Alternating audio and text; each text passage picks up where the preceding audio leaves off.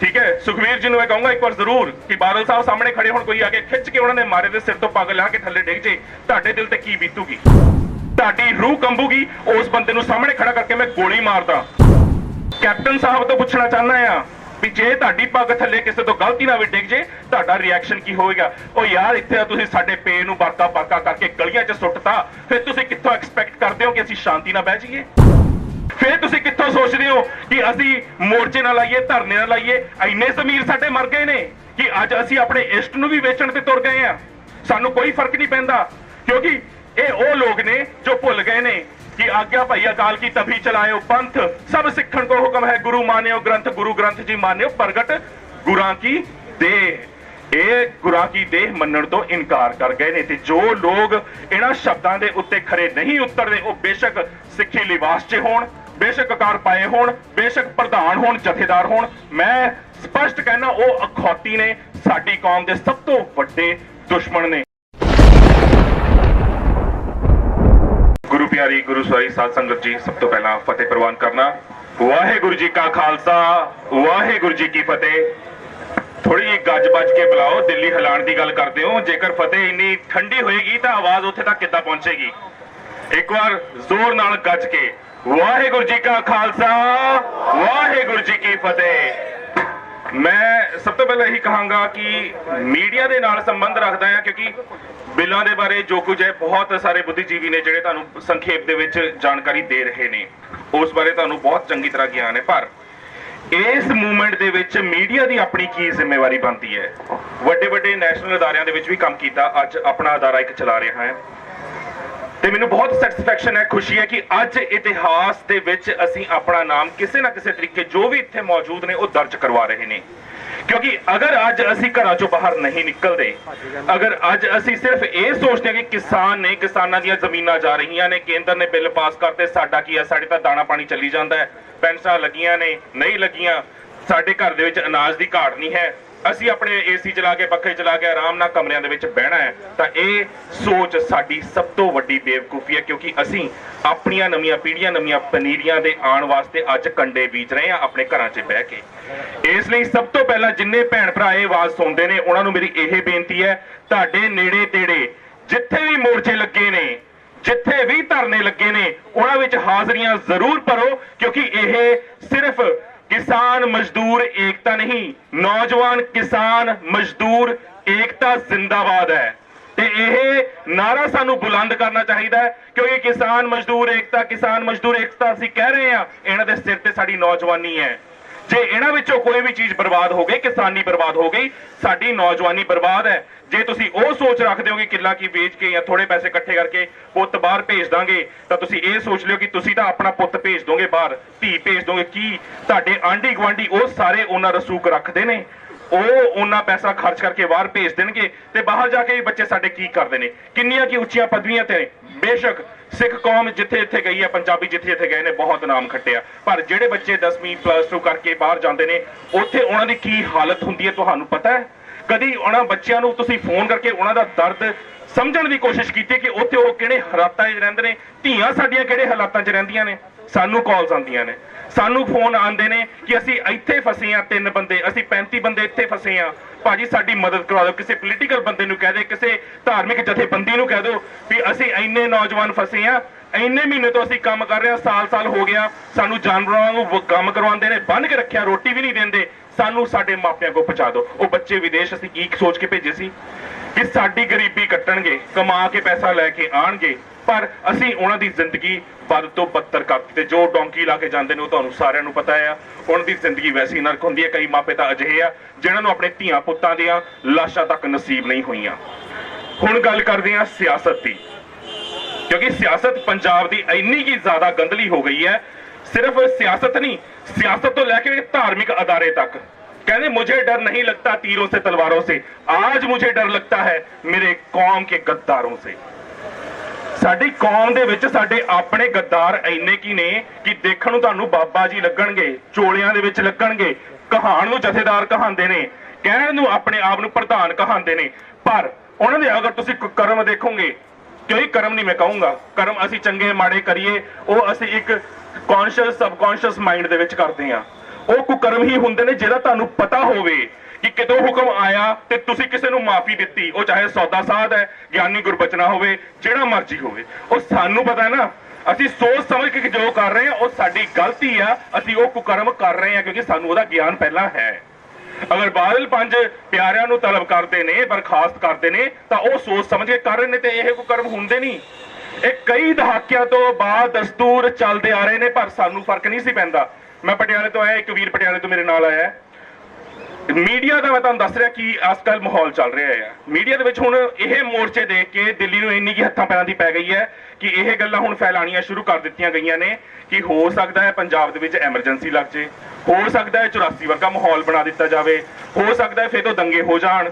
ਇਹ ਜਿਹੜੀਆਂ ਚੀਜ਼ਾਂ ਕਿਉਂ ਪ੍ਰਚਾਰੀਆਂ ਜਾ ਰਹੀਆਂ ਨੇ ਤਾਂ ਕਿ ਘਰਾਂ ਵਿੱਚ ਜਿਹੜੀ ਆਵਾਮ ਬੈਠੀ ਹੈ, ਭੈਣਾਂ ਬੈਠੀਆਂ ਨੇ, ਮਾਤਾਵਾਂ ਬੈਠੀਆਂ ਨੇ, ਉਹਨਾਂ ਨੂੰ ਇੱਕ ਡਰ ਜਿਹਾ ਲੱਗ ਜੇ ਕਿ ਅਸੀਂ ਮੋਰਚੇ ਤੇ ਬੱਚਾ ਨਹੀਂ ਭੇਜਣਾ, ਅਸੀਂ ਧਰਨੇ ਤੇ ਬੱਚਾ ਨਹੀਂ ਭੇਜਣਾ, ਕਿਤੇ ਕੁਝ ਹੋ ਨਾ ਜਾਵੇ। ਰੀਜ਼ਨ ਇਹ ਹੈ ਉਹਦੇ ਪਿੱਛੇ ਦਾ।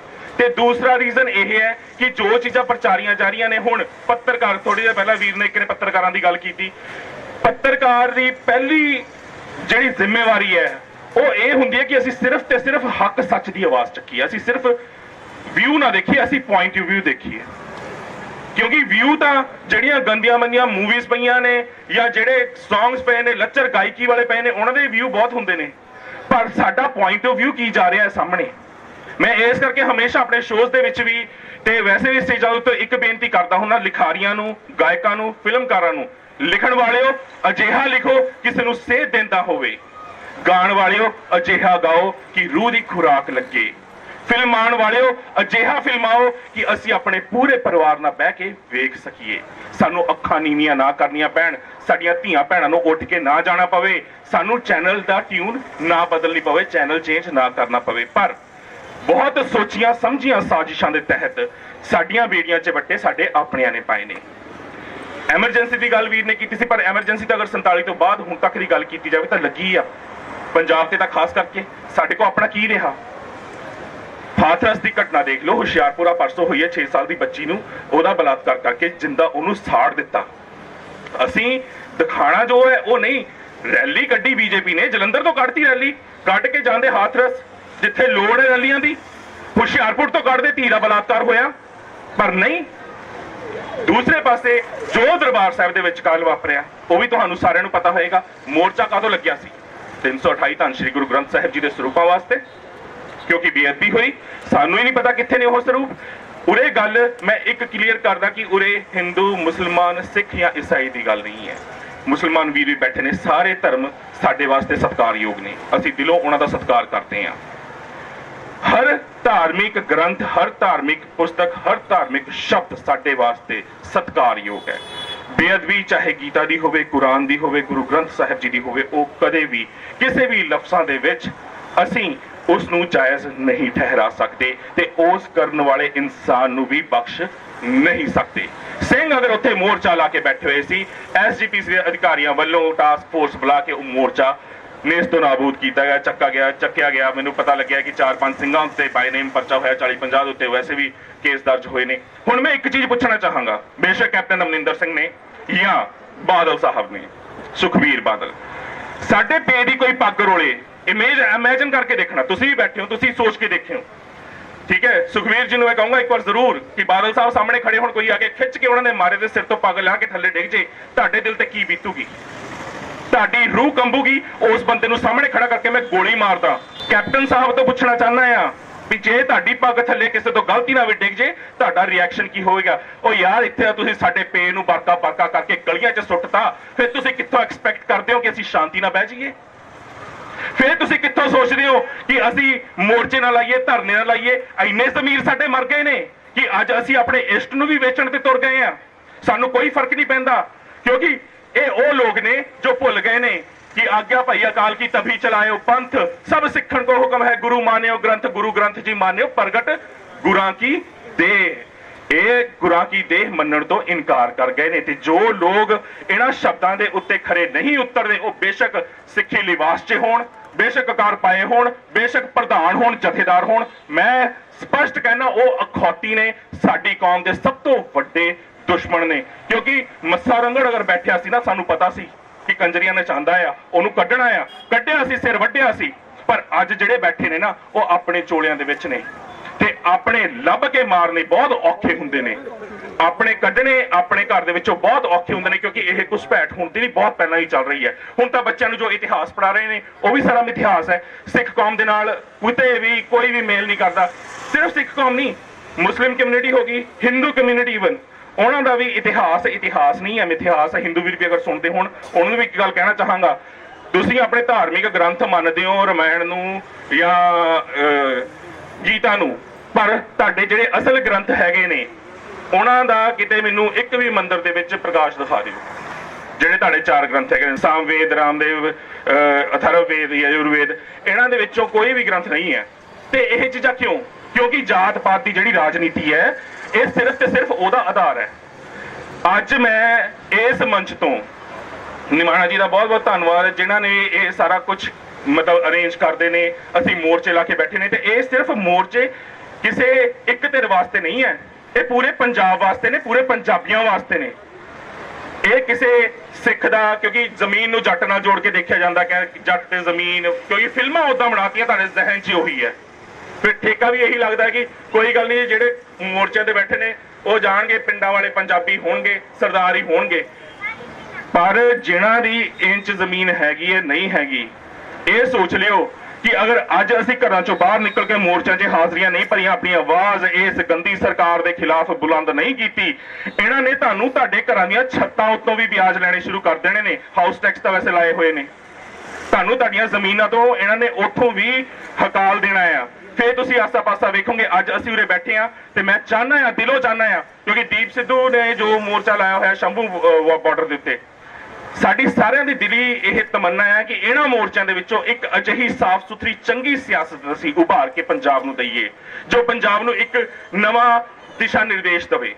ਕਿਉਂਕਿ ਇਹ ਗੰਦੀ ਤੇ ਬੁੱਢੜੀ ਸਿਆਸਤ ਜਿਹੜੀ ਹੋ ਗਈ ਹੈ ਨਾ, ਇਹਨਾਂ ਨੂੰ ਆਦਤ ਪੈ ਗਈ ਹੈ ਲੋਕਾਂ ਦੇ ਖੂਨ ਚੂਸਣ ਦਾ, ਕਿਉਂਕਿ ਇਹ ਜੋਕਾਂ ਬਣ ਕੇ ਪੰਜਾਬ ਨੂੰ ਚਿਪਕ ਗਏ ਨੇ।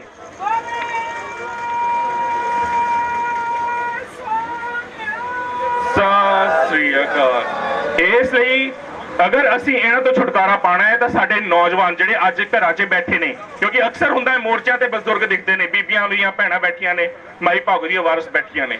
ਅਗਰ ਭੈਣਾਂ ਆ ਸਕਦੀਆਂ ਨੇ, ਬੀਬੀਆਂ ਆ ਸਕਦੀਆਂ ਨੇ, ਤਾਂ ਨੌਜਵਾਨਾਂ ਦਾ ਫਰਜ਼ ਬਣਦਾ, ਸੂਝਵਾਨ ਪੜ੍ਹੇ ਲਿਖੇ ਨੌਜਵਾਨ ਆਪਣੇ ਇਲਾਕੇ ਦੇ ਲੱਭੋ, ਜਿਹੜੇ ਤੁਹਾਨੂੰ ਲੱਗਦਾ ਹੱਕ ਸੱਚ ਦੀ ਗੱਲ ਕਰਦੇ ਨੇ, ਤੁਹਾਡਾ ਦਰਦ ਸਮਝਦੇ ਨੇ। ਉਹ ਹਿੰਦੂ ਹੋਵੇ, ਮੁਸਲਮਾਨ ਹੋਵੇ, ਸਿੱਖ ਹੋਵੇ, ਈਸਾਈ ਹੋਵੇ, ਕੋਈ ਫਰਕ ਨਹੀਂ ਪੈਂਦਾ। ਇਨਸਾਨੀਅਤ ਉਹਦੇ ਅੰਦਰ ਹੋਣੀ ਚਾਹੀਦੀ ਹੈ, ਇਨਸਾਨ ਚੰਗਾ ਹੋਣਾ ਚਾਹੀਦਾ ਹੈ। ਲੱਭੋ, ਤਿਆਰ ਕਰੋ। ਸਾਡੇ ਇਲਾਕੇ ਵਿੱਚ ਐਮਪੀ ਦੀਆਂ ਇਲੈਕਸ਼ਨਸ ਹੋਣਗੀਆਂ, ਇਸ ਬੰਦੇ ਨੂੰ ਅਸੀਂ ਖੜਾ ਕਰਨਾ ਹੈ। ਐਮਐਲਏ ਦੀਆਂ ਇਲੈਕਸ਼ਨਸ ਹੋਣਗੀਆਂ, ਇਹਨੂੰ ਖੜਾ ਕਰਨਾ ਹੈ। ਐਮਸੀ ਦੀਆਂ ਹੋਣਗੀਆਂ, ਇਹ ਬੰਦਾ ਖੜਾ ਹੋਊਗਾ। ਅਗਰ ਅਸੀਂ ਆਪਣੇ ਆਪਣੇ ਇਲਾਕਿਆਂ ਦੇ ਵਿੱਚ ਇਹ ਸਰਵੇ ਹੁਣ ਤੋਂ ਕਰਨਾ ਸ਼ੁਰੂ ਕਰਤਾ, ਇਸ ਮੋਰਚਿਆਂ ਦੇ ਵਿੱਚੋਂ ਇੱਕ ਅਜਿਹੀ ਸਾਫ਼ ਸੁਥਰੀ ਲੀਡਰਸ਼ਿਪ ਪੰਜਾਬ ਨੂੰ ਕੱਢ ਕੇ ਦੇਤੀ 2022 ਦੀਆਂ ਚੋਣਾਂ ਦੇ ਵਿੱਚ, ਅਕਾਲੀ ਭਾਜਪਾ ਹੋਵੇ, ਕਾਂਗਰਸ ਹੋਵੇ ਜਾਂ ਝਾੜੂ ਹੋਵੇ, ਅਗਰ ਉਹਨਾਂ ਨੂੰ ਅਸੀਂ ਚਪੇੜਾਂ ਮਾਰਤੀਆਂ ਤਾਂ ਮੈਂ ਕਹਿੰਦਾ ਆ 2022 ਦੇ ਵਿੱਚ ਇੱਕ ਅਜਿਹਾ ਇਤਿਹਾਸ ਲਿਖਿਆ ਜਾਊਗਾ ਜਿਸ ਦੇ ਵਿੱਚ ਇਸ ਆਵਾਮ ਦਾ ਨਾਮ ਸੁਨਹਿਰੀ ਅੱਖਰਾਂ ਤੇ ਸਭ ਤੋਂ ਉੱਤੇ ਹੋਏਗਾ ਕਿ ਰਵਾਇਤੀ ਪਾਰਟੀਆਂ, ਕਹਿੰਦੀਆਂ ਕਹਾਂਦੀਆਂ ਪਾਰਟੀਆਂ ਨੂੰ ਖੂੰਜੇ ਲਾ ਕੇ ਪੰਜਾਬ ਦੀ ਆਵਾਮ ਨੇ ਇਕਜੁੱਟ ਇਕਮੁੱਠ ਹੋ ਕੇ ਇੱਕ ਨਵੀਂ ਸਿਆਸੀ ਧਿਰ ਉਭਾਰੀ ਸੀ, ਜਿਨ੍ਹਾਂ ਨੇ ਪੰਜਾਬ ਦੀ ਸਿਆਸਤ ਵੀ ਸਾਂਭੀ ਤੇ ਪੰਜਾਬ ਨੂੰ ਡੁੱਬਦਿਆਂ ਹੋਇਆਂ ਪਾਰ ਵੀ ਲਵਾਇਆ। ਇੰਨੀਆਂ ਕੀ ਬੇਨਤੀਆਂ ਪ੍ਰਵਾਨ ਕਰਨਾ, ਵੱਧ ਘੱਟ ਮੇਰੇ ਤੋਂ ਕੁਝ ਬੋਲਿਆ ਗਿਆ ਹੋਵੇ ਤਾਂ ਖਿਮਾ ਦਾ ਜਾਚਕਾਂ ਜੀ। ਵਾਹਿਗੁਰੂ ਜੀ ਕਾ ਖਾਲਸਾ, ਵਾਹਿਗੁਰੂ ਜੀ ਕੀ ਫਤਿਹ। ਸਾਡਾ ਏਕਾ ਜ਼ਿੰਦਾਬਾਦ, ਸਾਡਾ ਏਕਾ ਜ਼ਿੰਦਾਬਾਦ, ਸਾਡਾ ਏਕਾ ਜ਼ਿੰਦਾਬਾਦ। ਹੱਕ ਜਿਨ੍ਹਾਂ ਦੇ ਆਪਣੇ ਆਪੇ ਲੈਣਗੇ ਖੋ, ਹੱਕ ਜਿਨ੍ਹਾਂ ਦੇ ਆਪਣੇ ਆਪੇ ਲੈਣਗੇ ਖੋ। ਵਾਹਿਗੁਰੂ ਜੀ ਕਾ ਖਾਲਸਾ। ਸਿੱਖ ਧਰਮ ਦੀ ਹਰ ਗਤੀਵਿਧੀ ਅਤੇ ਗੁਰਬਾਣੀ ਵਾਸਤੇ ਹੁਣੇ ਸਬਸਕ੍ਰਾਈਬ ਕਰੋ ਗੁਰਬਾਣੀ ਅਖੰਡ ਬਾਣੀ ਅਤੇ ਨੋਟੀਫਿਕੇਸ਼ਨਸ ਵਾਸਤੇ ਬੈਲ ਨੂੰ ਰਿੰਗ ਕਰੋ।